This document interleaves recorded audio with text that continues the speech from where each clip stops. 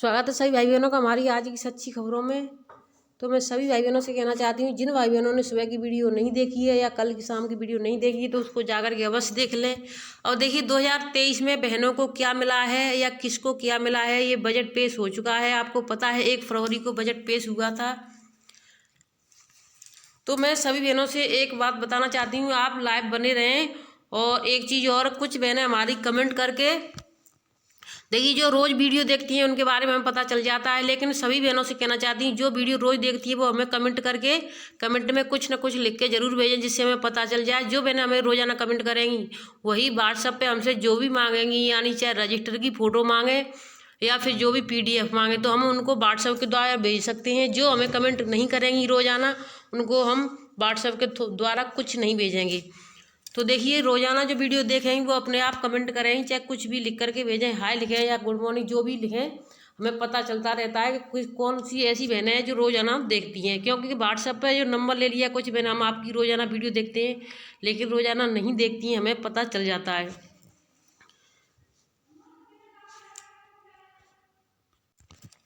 तो देखिए, आम बजट 2023, निर्मला सीतारमण ने कहा बजट की प्राथमिकता 7 बिंदु होंगे जो सप्तऋषि की तरह देश का मार्गदर्शन करेंगे।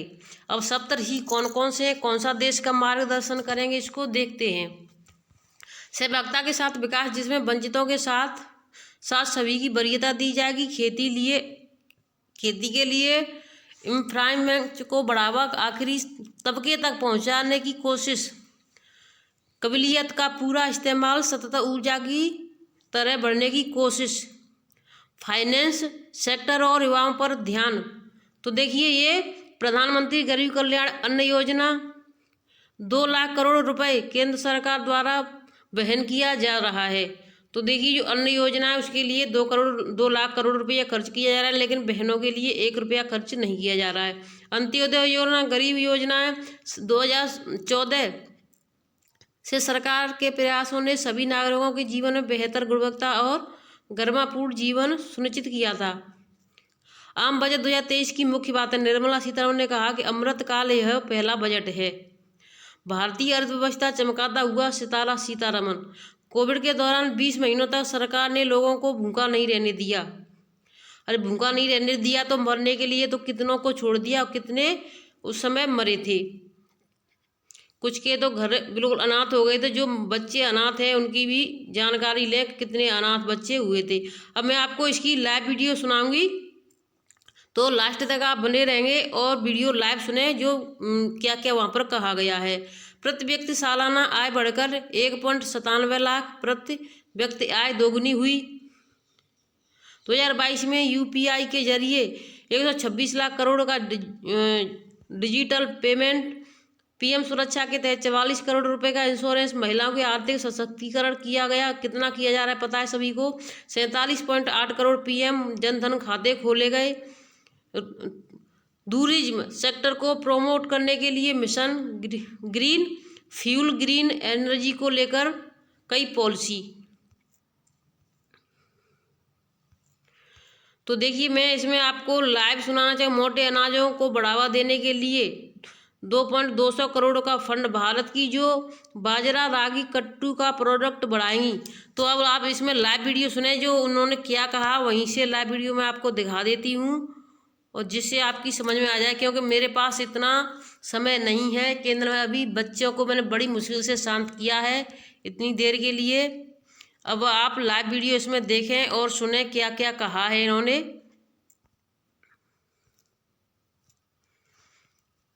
और चैनल को सभी बहनें सब्सक्राइब कर लें। मैंने जो कहा है उस बात का ध्यान रखें, कमेंट में कुछ न कुछ अवश्य लिखें। तो देखिए, लाइव वीडियो देखें इसकी और पूरा सुने इसको ध्यान से कि क्या क्या कहा है और क्या क्या मिलेगा, और वीडियो को शेयर जरूर करें। तो देखें लाइव वीडियो। देश की वित्त मंत्री निर्मला सीतारमण ने इस बार सदन में अंग्रेजी में भाषण देते हुए बजट जारी किया। ऐसे में आइए मैं आपको लाइन टू लाइन वाइज सारी बड़ी घोषणाएं, बजट से संबंधित लगभग 20 से 25 ऐसे बड़े अनाउंसमेंट निकल कर आ रहे हैं जो आम आदमी को जरूर जानना चाहिए। महिलाओं से लेकर बड़े बुजुर्गों तक और किसान भाई लोगों से लेकर सरकारी कर्मचारियों तक। PM आवास योजना, बैंक खाता वालों के लिए पैन कार्ड से संबंधित कई सारे बड़े अनाउंसमेंट हुए हैं बजट में। एक एक करके फटाफट से जानते हैं। तो आइए दोस्तों, शुरू से शुरू करते हैं। देश की वित्त मंत्री निर्मला सीतारमण ने भारतीय अर्थव्यवस्था यानी कि इकोनॉमी से बजट की शुरुआत की और कहा कि भारत की अर्थव्यवस्था सही रास्ते पर चल रही है और उज्जवल भविष्य की ओर आगे बढ़ रही है। मोदी सरकार ने 9 सालों में जीवन की बेहतर गुणवत्ता को सुनिश्चित किया है। दुनिया ने भारत को एक चमकते सितारे के रूप में मान्यता दी है। बजट की सबसे पहली घोषणा रही पर्यटन को बढ़ावा देने के लिए मिशन मोड पर काम किया जाएगा ताकि देश में टूरिज्म इंडस्ट्री ग्रो हो सके। और जिस तरह से सप्तऋषि होते हैं उस तरह से निर्मला सीतारमण ने बजट की भी 7 प्राथमिकताएं बताई और इन्हें सप्तऋषि कहा। नंबर 1 समावेशी विकास, दूसरा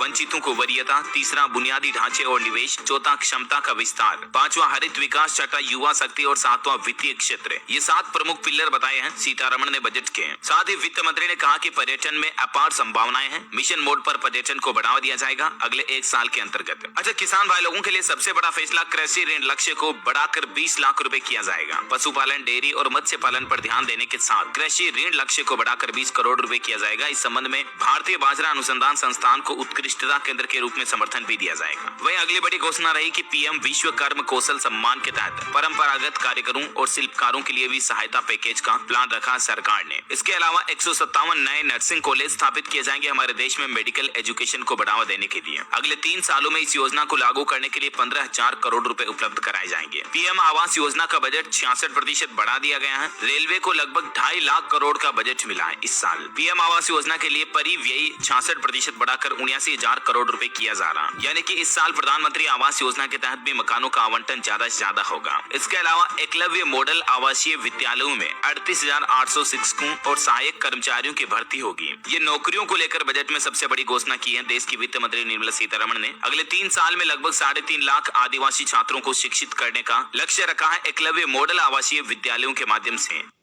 और इसके लिए 38,800 शिक्षकों की भर्ती की जाएगी। कुछ और वित्त मंत्री की बड़ी घोषणाएं देखिए आप। बच्चों और युवाओं के लिए नेशनल डिजिटल लाइब्रेरी की स्थापना की जाएगी। पशुपालन, डेयरी और मत्स्य पालन पर ध्यान देते हुए कृषि ऋण लक्ष्य को 20 लाख करोड़ रुपए किया जाएगा। कृषि से जुड़े स्टार्टअप्स को प्राथमिकता दी जाएगी। 2014 से बने मौजूदा 157 मेडिकल कॉलेजों के साथ साथ कोलोकेशन में भी 157 नए नर्सिंग कॉलेज स्थापित किए जाएंगे। पीएम आवास योजना के खर्च को 66% बढ़ा दिया, मैंने आपको बताया, और देश में 50 नए एयरपोर्ट भी बनाए जाएंगे। इसके अलावा सभी शहरों और कस्बों में सेप्टिक टैंक और सीवरों की सफाई 100% मशीनरी के जरिए होगी। अब क्योंकि अक्सर सेप्टिक टैंक की सफाई करते दौरान कर्मचारियों की, मजदूरों की जान चली जाती है, तो अब इसमें परमानेंट मशीनरी का इस्तेमाल होगा। मेन होल से मशीन होल मोड में ट्रांसफर होगी सभी नगर पालिकाएं। देश के सभी शहरों और कस्बों में सेप्टिक टैंक सीवर 100% टेक्नोलॉजी पर आधारित होंगे। वैसे टेक्नोलॉजी को लेकर एक और बड़ी घोषणा की है, आर्टिफिशियल इंटेलिजेंस यानी कि AI की पढ़ाई के लिए हमारे देश में 3 बड़े सेंटर ऑफ एक्सीलेंस खोले जाएंगे, जिससे कि देश में आर्टिफिशियल इंटेलिजेंस एडवांस टेक्नोलॉजी की स्टडी कर पाए बच्चे देश के युवा। अच्छा, साथ ही मुक्त खाद्यान्न योजना को सरकार ने 1 साल तक के लिए ऑलरेडी बढ़ा दिया है। इसका भी जिक्र किया है देश की वित्त मंत्री सीतारमण जी ने बजट में। देश के विकास पर एक बड़ा अनाउंसमेंट किया, 50 नए हवाई अड्डे बनाए जाएंगे, हेलीपैड, वाटर एरोड्रोन और उन्नत लैंडिंग ग्राउंड भी बनाए जाएंगे ताकि देश में क्षेत्रीय हवाई संपर्क में सुधार हो सके। इसके अलावा राज्य सरकारों को दिए जाने वाले 50 साल का ब्याज मुक्त ऋण 1 साल तक के लिए बढ़ा दिया है। साथ ही पैन कार्ड को लेकर सबसे बड़ी घोषणा की गई है। पैन कार्ड को राष्ट्रीय पहचान पत्र यानी कि नेशनल आइडेंटिटी कार्ड के रूप में जाना जाएगा। अब पैन कार्ड को, इतने दिन सिर्फ पैन कार्ड टैक्स भरने के लिए, टैक्स फाइलिंग के लिए काम में आता था, लेकिन अब पैन कार्ड आधार कार्ड से भी ऊपर हो गया, राष्ट्रीय पहचान पत्र के रूप में माना जाएगा।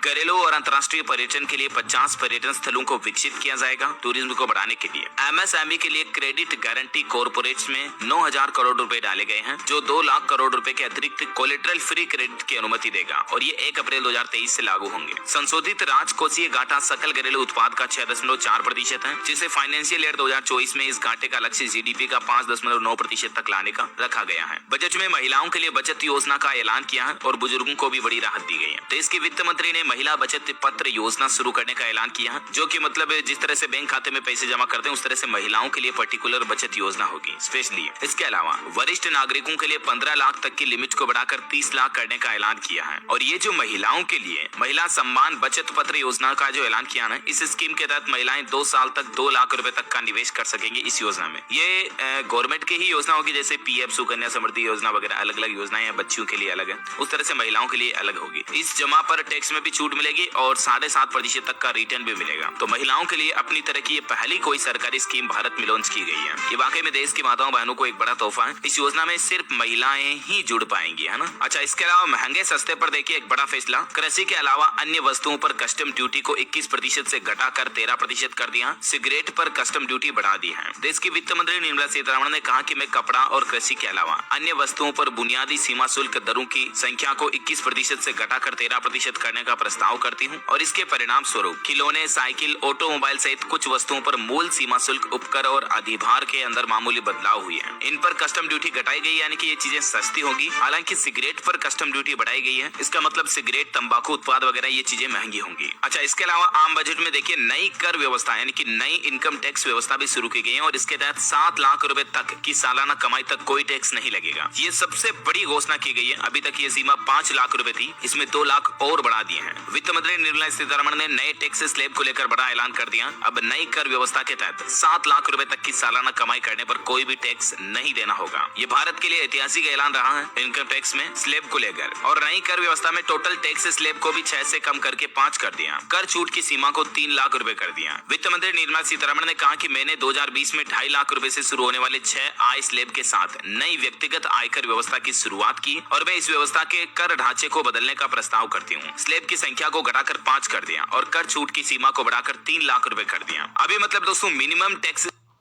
स्लैब जो है ना वो 2.5 लाख रुपए से शुरू होता है, तो उस मिनिमम टैक्स स्लैब को 3 लाख रुपए कर दिया। 3 लाख रुपए से नीचे तो बिल्कुल भी टैक्स नहीं देना पड़ेगा। और उसके बाद नई कर व्यवस्था के तहत 7 लाख रुपए तक सालाना कमाई तक भी आपको 0 टैक्स ही देना पड़ेगा। अब नए टैक्स स्लैब किस तरह से होंगे देख सकते हैं आप। 0 से 3 लाख रुपए तक की कमाई पर 0% टैक्स लगेगा। 3 से 6 लाख रुपए तक 5% टैक्स देना पड़ेगा और फिर 6 लाख से 9 लाख तक 10% टैक्स लगेगा। ये नया टैक्स स्लैब जारी कर दिया सरकार ने। पहले 2.5, 7.5 वगैरह के रेशियो में रहते थे, तो उनको हटा करके सीधा 6 से 9, 9 से 12, 15 से ऊपर तक 30% टैक्स देना पड़ेगा। तो ये नया इनकम टैक्स स्लैब की भी घोषणा कर दी है। अच्छा, और बाकी महंगा सस्ता को लेकर जैसे कि मैंने आपको बताया टैक्स स्लैब में तो बदलाव किया। टीवी, मोबाइल फोन और इलेक्ट्रिक वाहन वगैरह भी सस्ते होंगे क्योंकि इन पर कस्टम ड्यूटी वगैरह में कटौती की गई है। मोबाइल और टीवी के दाम सस्ते होंगे। अच्छा, इसके अलावा दोस्तों युवाओं के लिए भी बजट में बड़ी घोषणा की गई है। अलग अलग राज्यों में 30 स्किल इंडिया इंटरनेशनल सेंटर स्थापित किए जाएंगे। बाकी और भी कुछ बड़े बजट के हाइलाइट्स और पॉइंट्स हैं। मैं आपको इसी चैनल DLS न्यूज के ऊपर एक पार्ट 2 वीडियो में बता दूंगा क्योंकि अभी ये बहुत ज्यादा लंबा हो जाएगा वीडियो। वैसे तो इसमें लगभग सारे 90% कवर हो गए, लेकिन इसके अलावा भी बजट में जैसे क्या सस्ता हुआ, क्या महंगा हुआ, महिलाओं के लिए पर्टिकुलर क्या घोषणा, युवाओं के लिए क्या घोषणा, बुजुर्गों के लिए क्या घोषणा, इनके अलग अलग सेपरेट छोटे छोटे वीडियो में आपको बता दूंगा DLS न्यूज के ऊपर, तो उनको आप चेक कर लीजिएगा।